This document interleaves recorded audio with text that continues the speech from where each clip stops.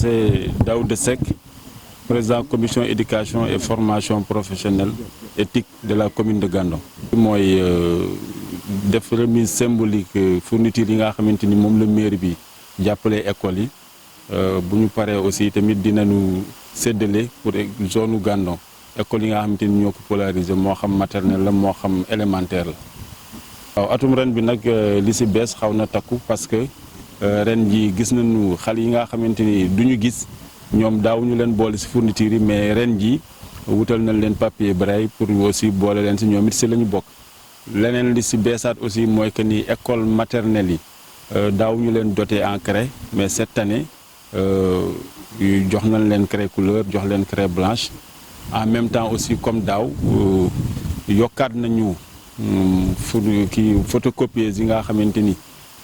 école yi dañ ko soxla parce que ñëpp xam nañ ni léegi école dafay soxla reprographie te gis nañu suñu mbokku directeurs yi dañ doon sonn lool si bu ñu tolloo si composition muy évaluation standardisée yi toll si essais yi fu nekk lañ doon dem dañuy dem université dem si service yi léegi nag boo leen mettre à leur disposition bagage boobu di nga leen yombale seen liggéey dina am lu mu wàññi daal si seen coono daal. xanaa rek di jaajëfal commune de Gandon comme ni leen ko waxee woon daaw newoon nañ leen daaw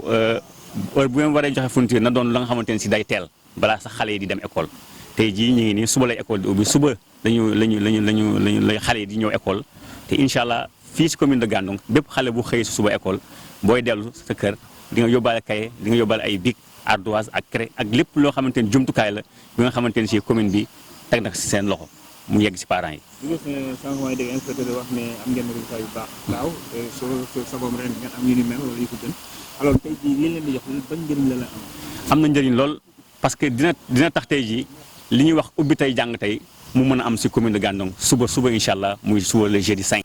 bépp élève bu yegg si daa am foo mën a bind daa am fii également muy cahier muy ardoise muy lu mu mënti doon muy te lii aussi ubbi tey jàng tey chaque fois bu ñu ko réussir rek bu ñu demee ba ci cappaandaw ga mooy wane ay résultats yu am solo yi nga xamante ne si département bi enseigné na ko mooy année scolaire 2022 2023 ñu siy gërëm na acteurs yëpp muy les enseignants muy également les directeurs d'école mais également la tutelle muy l'IEF de Saint-Louis département ñi nga xamante ne si moom mooy def toute la coordination donc encore une fois vraiment ñu ngi félicité. waaw man Maguette Gueye laa tudd man maa jiite njàng mi ak njàng. monsieur le maire moo ñu ko adressé woon pour comme ni mu koy defee at mu jot nga xamante ni bii bu école di tijji day jël ci budget fexe ba jàng ñi fiy nekk di jàng ak ñiy nekk di jàngale. mu jox leen matériel bu leen di permettre bu école tijjee ñu mën a commencer seen liggéey te duñ ci xaar parents yi ren nag biñ fi ñëwee li ñu constaté mooy ne daaw ñëwoon nañ fi xamoon nañ li ñu def ci bagage yooyu ren it ñu dellu si fii ñu wax ñu liñ fi def li ñu njëkk a constaté mooy ne yëf yi am na yokkute te lu ñu war a fësal la sant ko ci bu baax gërëm ko ci bu baax. parce que umple wu leen ne fi ñu nekk bëri na ay baykat yu fi nekk te nawet bi jeexagut ñu ngi ci cat li xëy na li doon bay ñoragut kon bu fekkonte ni parents yi ñoo war a jënd lépp li xale yi soxla pour que ñu mën a tàmbale njàng mi ak njàngale mi kon doon na metti kon su maire bi jëlee ci budget am li nga xamante ni moom la jagleel njàngale mi jënd ci matériel boobu nga xamante ni bii élève bu nekk ci commune bi di nga mën a am cahier yu lay permettre nga tàmbali am ardoise am bic am crayon ak leneen ba pare mu dolli ci jënd ay machines yoo xamante ni bii dañ ko positionné ci zone yi pour que suñu amee lu ñu war a photocopier ñu def ko ci loolu day nekk loo xamante ni bii boo amutoon dinañ ubbi école yi waaye pour que njàng mi effectif dina nekk lu xaw a sooxe tuuti mais moom ci li mu def dinañu permettre incha allah bu ñu tijjee suba ak jàmm ñu distribuer matériel bi xale yi dinañ mën a tàmbali njàng mi jàngalekat yi aussi dinañ am jumtukaay yoo xamante ni dina leen permettre ñu mën a commencer seen liggéey. waaw yooyu am na ci solo parce que xam nga bu ñu ubbee suba dañuy def li nga xamante ne moom mooy test de positionnement yi préparé nañ ko ba pare lépp disponible na IEF ñu war ko partager ak ñoom mais dañ ko war a tirer buñ ko tiré wutoon école yi ñoom ñoo ko waroon defal seen bopp wala IEF def ko maintenant su fekkente ni bi am nañ papier am nañ machine am nañ encre bu ñuy permettre loolu ñu multiplier ko ba mën a def test yi ci période bi ñu ko war a defee def ko ci ni ñu ko war a defee te loolu commune bi permettre ñu am loolu donc lu ñuy rafetlu la parce que su fi nekkutoon dañ ko fiy teg di ko uti ci ba buñ ko mënee am doog di def test yooyu te recommandation instruction yi ñu jot mu jógee niveau central mooy ne at mi dañ koy tàmbalee ak test de positionnement donc waroo commencé njàngale mi te defoo test de positionnement donc ñoom suñu dimbalee ba test de positionnement yooyu suba ñu mën a commencé tirage mën a distribuer épreuve yi comme ça bu ñu paree organisation yi ñu mën a dérouler test yooyu donc loolu lu baax la te loolu dafay ñëw lu ren ni dafay ñëw fekk si machine yi nu photocopieuse yi nu mettre à disposition daaw yooyu mi ngi fonctionné ren ñu ñëw renforcer ko fépp fu ñu dugaloon daaw ren yokk nañ fa ñaar pour renforcer dispositif yi donc loolu moo taxoon may rafetlu acte bu mel noonu mu nekk loo xamante ni bi modèle la ñu war ko wax pour que ñeneen ñi aussi mën a inspiré wu ci liy xew fii su doon ñi ngi koy def baax na su fekkente ni defuñ ko woon aussi modèle la boo xamante ni mën nañ leen ko offrir pour que ñu topp ci tànk yooyu. waaw d'abord dañuy gërëm ñi fi teew ñëpp ci turu monsieur le maire comme ni ma koy waxee toujours dafa amoon programme par rapport à l'éducation te yàlla def na ni ma ngi koy exécuter ni mu ko bëggee woon ndax defuñu lu dul di xool bëgg-bëggu population bi mais aussi di xool jafe-jafu école bi pour mën ko def ndax école ñi ko composé d'accord jàngalekat bi la d'accord waajuru kiy jàngal mais aussi communauté bi moom moo représenté état bi ci côté boobu moo tax à chaque fois duñu tàyyi duñu sonn di ci def loxo même ci côté boo xoolee li ñu ciy yokk innovation yi ciy am mooy que même boo ko joxewul dañ lay solliciter personnellement pour nga koy def kon finalement da ngay am xalaatu dugal ko ci programme waaw li tax ñu yokk aussi dafa neex a comprendre parce que booy xool résultat wu IEF bi vraiment dañuy féliciter l'inspecteur au passage loolu rek tax na nit ñi di gën sawar di ci def di gërëm aussi les enseignants. Donc c'est Daouda Seck, président commission éducation et formation professionnelle éthique de la commune de Gandon. Donc aujourd'hui on s'est réunis ici à Gandon pour faire la remise symbolique des fournitures et après on procédera à la remise pour les écoles au niveau de la zone de Gandon. Vraiment il y a une amélioration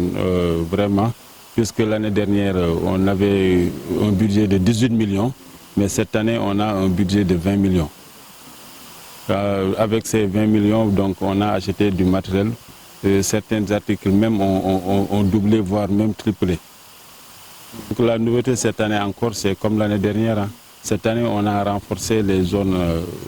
on a renforcé 6 photocopieuses pour les 3 zones. Donc, chaque zone aura encore 2 photocopieuses de plus. En même temps aussi, l'école maternelle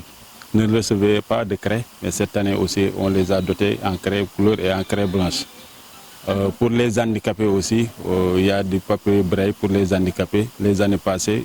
ils n'en disposaient pas. Je m'appelle Biram Sow, je suis le président du collectif des directeurs d'école de l'IEF de Saint-Louis département. Donc, la commune de Gandon, elle est fidèle à une tradition bien heureuse, c'est-à-dire celle de la remise des fournitures scolaires. Et je crois que l'appel de l'année dernière n'est pas tombé dans l'oreille des sourds. Parce que l'année dernière, on avait dit que vraiment, s'il faut mettre les fournitures à disposition, de le faire très tôt, avant même l'ouverture des classes, ou bien juste à l'ouverture des classes.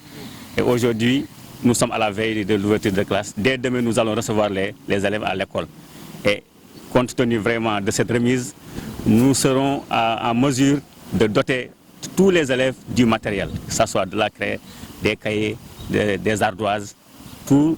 ce dont un élève aura besoin pour bien démarrer ses cours. Ça va également soulager un peu les enseignants parce qu'ils auront des élèves devant eux qui ont à leur disposition toutes les fournitures nécessaires, mais également surtout les parents. Effectivement, ça va nous permettre de mettre en pratique vraiment ce qu'on appelle le Ubitay Jangtay. Ici, dans la commune de Gandon, dès demain, les apprentissages vont démarrer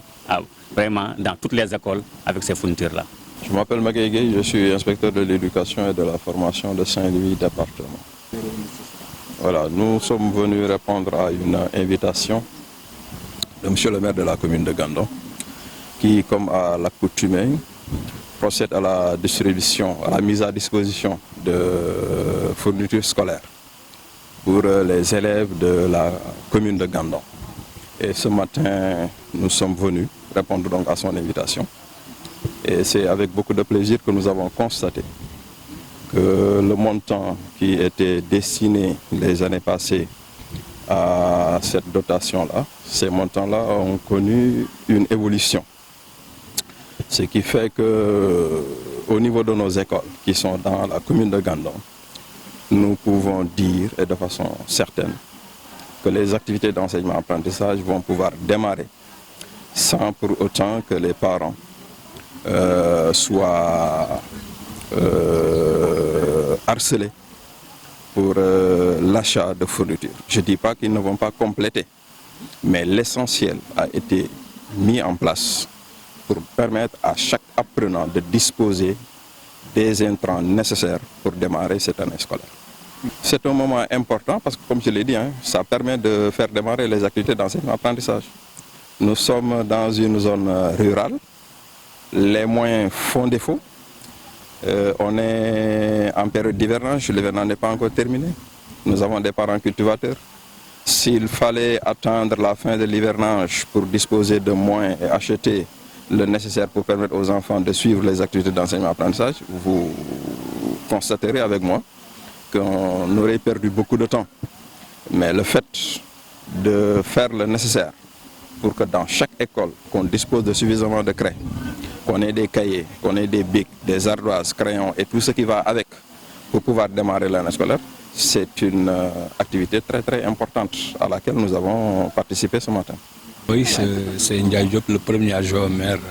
de la commune de Gandon. Et avant tout, on remercie tous ceux qui sont présents aujourd'hui. Au nom du maire, on remercie tout le monde. Comme vous le savez, à chaque année, on fait cette cérémonie par rapport aux fournitures qui sont destinées aux écoles, mais aussi par rapport au matériel qui permettra aux écoles de fonctionner convenablement. Oui, par rapport au budget, ce n'est pas une augmentation de cette année. C'est une augmentation depuis que le maire est là, parce qu'on a trouvé le budget à 13 millions. Mais à chaque année, il y a une augmentation, même si pour lui c'est une augmentation sensible par rapport à son vœu. Mais à chaque année, on fait une augmentation. Cette année, on est à 20 millions. Et comme je le disais tantôt dans la salle, peut-être l'éducation est une compétence transférée, mais c'est une compétence transférée, mais les moyens ne suivent pas, l'État ne suit pas avec les moyens. Donc le maire a tapé de gauche à droite pour un peu augmenter ce budget, rien que pour que l'école aille de l'avant.